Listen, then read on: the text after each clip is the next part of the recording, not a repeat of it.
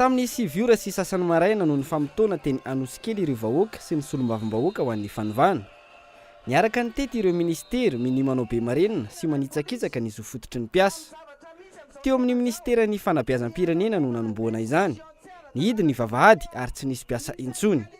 Taorian'izay, niazo ny ministeran'ny fitaterana ireo solombavambahoaka ho an'ny fanivana sy ny vahoaka.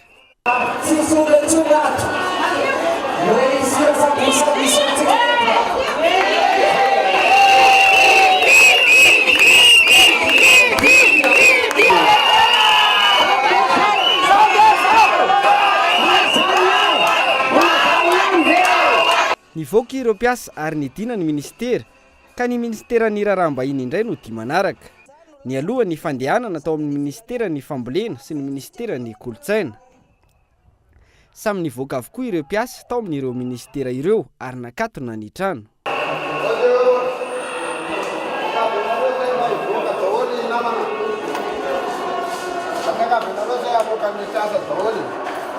Allô le piazza ivoaka daholo fa mbola misy. Daholo le piazza aloha azafady. Miandry le olona.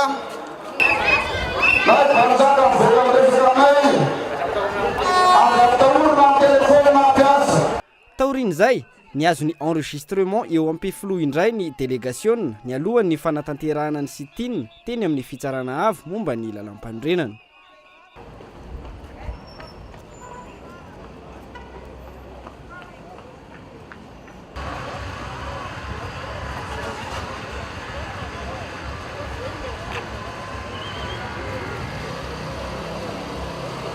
Mpitandro ny filaminana maro no hita niatrana teny amin'ny manodidina ny fitsarana avo momba ny lalam-pandrenana. Voafeha anefa ireo vahoaka ka niazo ny vavahady ny solombavambahoaka. Ny didim-pitsarana izay ivoaka eo na planina antsika na pikorotana antsika tanteraka ambony ambany. Ny ministeran'ny mponina, ny ministeran'ny angovo ary ny jirama no dian'ireo solombavambahoaka ho an'ny fanivana sy ny vahoaka taoriany sit-in nanoloana ny HCC. Navoaka ary nakatona ihany koa ireto trano ireto.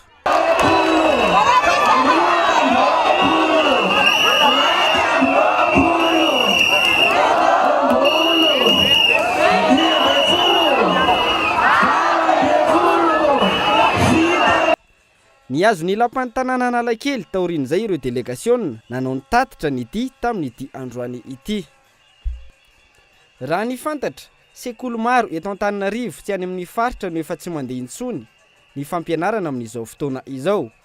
Itora ampitso ny fitetezana ireo ministera raha ny fanazavana voaray ary tsy ato izany raha tsy tratra ny tanjona, ampikatso ny fampandehanan-draharaha na ny machine administrative mandra-piala ny filoham-pirenena sy ny ekipany eo amin'ny fitondrana.